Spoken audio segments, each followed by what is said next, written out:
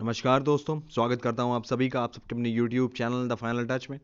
और आज हम बात करने वाले हैं इंडियन पासपोर्ट, उसकी रैंकिंग और दुनिया भर के जितने पासपोर्ट हैं उनकी स्ट्रेंथ्स के बारे में की। क्योंकि अभी इंडेक्स लॉन्च हो चुका है 2021 के लिए, तो किसकी कितनी स्ट्रेंथ है, कौन सा ज़्यादा पावरफुल पासपोर्ट है, कितने तरीके के मापदंड हैं, उसके बारे में हम आज जानेंगे। और साथ ही हम एक वीकली हमारे करंट अफेयर्स का एक रीकैप क्विज करेंगे, देखने के लिए कि देखो भाई कितना आपको याद रहा, जो भी इम्पोर्टेंट रहा इस हफ्ते, जो कि एग्ज़ाम पर्सपेक्टिव से पूछा जा सकता है, उसे हम एक बार रिवाइज करेंगे, समराइज करने की कोशिश करेंगे। प्लीज़ आप लाइक शेयर सब्सक्राइब ज़रूर करें। और आईबी के लिए अगर आप तैयारी कर रहे हैं तो ये सब चीज़ें काफ़ी इम्पॉर्टेंट है, उसमें ये ज़रूर पूछा जाएगा। क्योंकि जो पैटर्न रहता है एग्ज़ाम का, वो काफ़ी हद तक सिमिलर रहता है, 5-6 महीने का करंट अफेयर्स रहता है, उससे ज़्यादा का नहीं रहता है। तो प्लीज़ आप जुड़ें और लाइक शेयर सब्सक्राइब ज़रूर करें। तो आज के टॉपिक की तरफ बढ़ते हैं।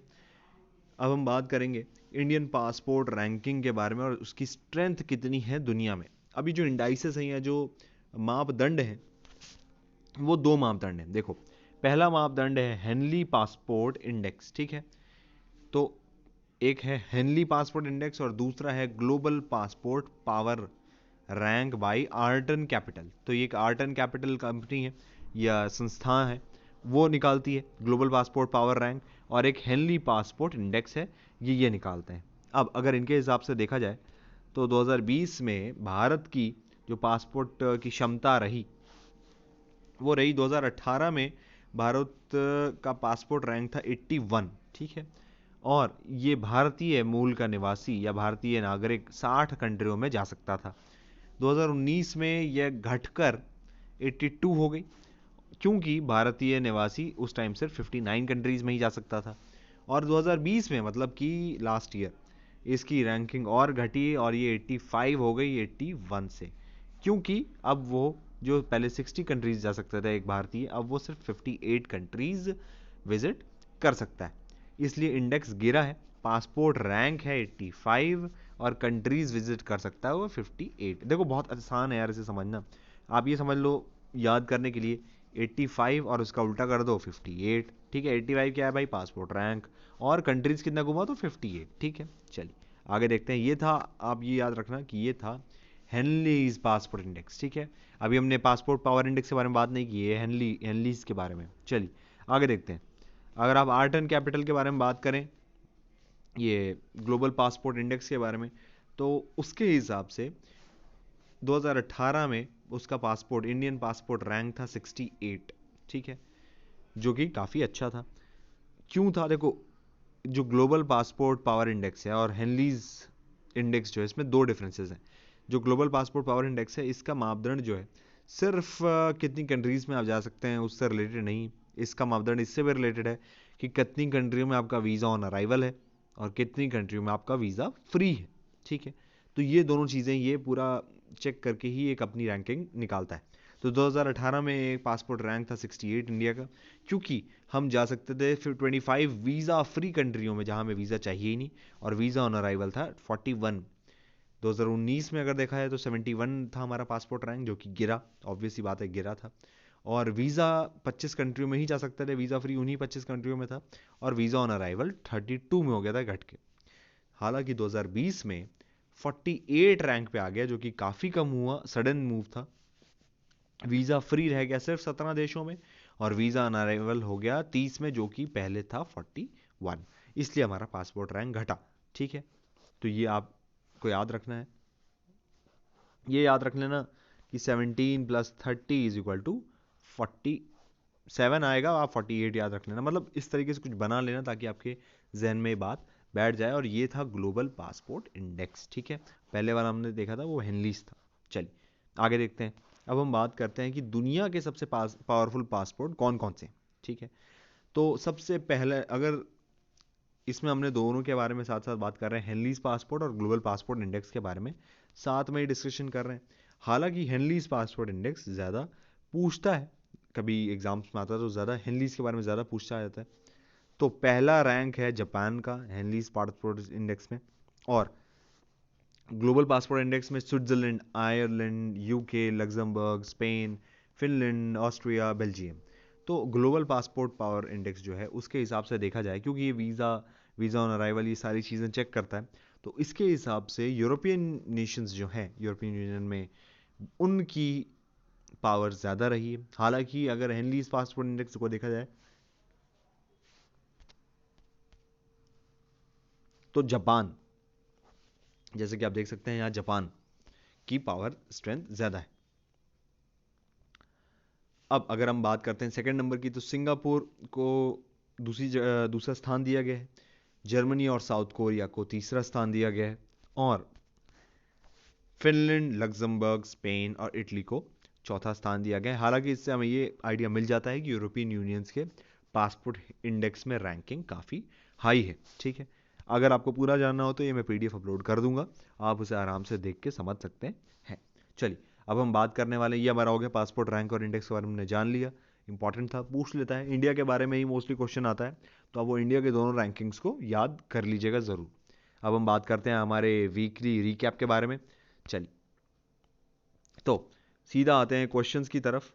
तो पहला आज का हमारा क्वेश्चन है कि when is Indian army day observe, मतलब भारतीय आर्मी दिवस कब मनाया जाता है। पहला ऑप्शन है ए 15 जनवरी, दूसरा ऑप्शन है बी 14 जनवरी, फिर 16 जनवरी या 17 जनवरी। देखो, इसे मैं एक क्विज टाइप नहीं रख रहा हूँ कि भाई आप मुझे आंसर बताएं इतने सेकंड में, ऐसा कुछ नहीं है, हम नॉर्मल डिस्कशन करेंगे। पर हाँ, इससे ये है कि इस तरीके से, इस वे में क्वेश्चंस बनाए जा सकते हैं, जो मैंने आपको क्विज या अभी तक का जो मैंने आपको बताया करंट अफेयर्स, उससे अगर क्वेश्चन बिल्डिंग फॉर्मेट में देखा है तो किस तरीके से क्वेश्चंस मार्क किए जा सकते हैं। ठीक है, तो इसका आंसर है हमारा 15 जनवरी, जो कि मैंने बताया था आप लोगों को अपने वीडियो में, लेक्चर में करवाया भी था। तो इंडियन आर्मी डे जो है वो सेलिब्रेट किया जाता है 15 जनवरी को। क्यों किया जाता है? उस दिन पहली बार फील्ड मार्शल जो है हमारे, फील्ड मार्शल एम करियप्पा जी को दिया गया था charge, first commander in chief of Indian army वो बने थे, और ये चार्ज दिया था जनरल सर फ्रांसिस बुचर ने, जो कि last British general commander in chief of India थे। तो ये ट्रांजिशन ऑफ पावर हुआ था 15 जनवरी को, last commander in chief of British India ने दिया था charge commander in chief of Indian army को। ठीक है, तो ये फर्क था, इसलिए 15 जनवरी को मनाया जाता है। चलिए आगे देखते हैं। हमारा आज का दूसरा क्वेश्चन है कि इंडियन आर्मी ने किसके साथ मिलकर डेवलप किया first indigenous 99 machine pistol along with among the following organisations. ठीक है, तो पहला ऑप्शन है डीआरडीओ, एचएएल, महिंद्रा या फिर टाटा एडवांस्ड सिस्टम्स। तो इसका आंसर होगा हमारा डीआरडीओ, ये हमारा आंसर है। First indigenously made 99 machine pistol was being made prepared by Indian Army and defence research and development organisation, DRDO, ये इसका फुल फॉर्म है। 14 जनवरी को ये किया गया था, और इसके पार्ट्स 3D टेक्नोलॉजी से बनाए गए हैं, तो ये भी एक नई चीज है। चलिए आगे देखते हैं हमारा तीसरा क्वेश्चन। तो तीसरा क्वेश्चन है हमारा, भारत बायोटेक ने किसके साथ साइन किया एग्रीमेंट, किस नेशन की कंपनी के साथ, क्योंकि सप्लाई करे वो कोवैक्सीन। तो पहली बात यहाँ से ये आती है कि भारत बायोटेक का वैक्सीन का नाम है कोवैक्सीन। ठीक है, सीरम इंस्टीट्यूट की वैक्सीन का नाम आप मुझे बताएंगे। चलिए, अब उसने किसके साथ किया, किस कंपनी के साथ, किस देश की कंपनी के साथ किया। पहला ऑप्शन हमारा ए ब्राजील, दूसरा है रशिया, तीसरा है टर्की, या डी स्पेन। तो इसका आंसर होगा हमारा बी ब्राजील। ब्राजील के साथ उन्होंने पैक्ट किया था भारत बायोटेक ने। उसकी कंपनी का नाम था पेरेसिया मेडिकमेंटोस, इसको सप्लाई करने वाले थे वो कोवैक्सीन। ठीक है, चलिए आगे देखते हैं हमारा आज का अगला क्वेश्चन। तो what was the Indians rank on Henley and partners passport index 2021। ये मैंने अभी आपको कराया, तो अब आप जान ही गए आंसर। 99 होगा आंसर, 77 होगा, 85 होगा या 88 होगा। अब मुझे लगता है कि आपने आंसर बता लिया होगा, पर तब भी आंसर देखना हमारा काम है। तो 88th पोजीशन है स्कोर किया इंडिया ने, और 58 कंट्रीज वो जा सकते हैं। ठीक है, चलिए आगे देखते हैं। और इसमें ये भी बात है कि हमारे इंडिया के साथ ही तजिकिस्तान को भी रखा गया, उसका भी 85th नंबर ही था तजिकिस्तान का। चलिए आगे देखते हैं। आज का हमारा फिफ्थ क्वेश्चन है कि how many US presidents have been removed from office through impeachment, कितने अभी तक अमेरिका के राष्ट्रपतियों को इम्पीच करके उनकी सत्ता से, पोजीशन से हटाया जा चुका है। ऑप्शन है पहला 3, दूसरा 2, तीसरा 1 या डी नन। चलिए, इसका आंसर होगा हमारा नन, क्योंकि अभी तक किसी भी प्रेसिडेंट को इम्पीच करके नहीं हटाया गया अमेरिका में। हालांकि अभी तक 3 ऐसे प्रेसिडेंट रहे हैं जिन्हें इम्पीच किया गया। वो कौन कौन थे? एंड्रयू जॉनसन थे, बिल क्लिंटन थे, और जाहिर सी बात है हमारे डोनाल्ड ट्रंप साहब भी थे। और डोनाल्ड ट्रंप ऐसे इकलौते प्रेसिडेंट बने जिन्हें अपने कार्यकाल में 2 बार इम्पीच कर दिया गया। हालांकि अभी उन पर कुछ भी साबित नहीं हुआ, पर इम्पीचमेंट प्रोसेस 2 बार चलाया गया है। चलिए आगे देखते हैं।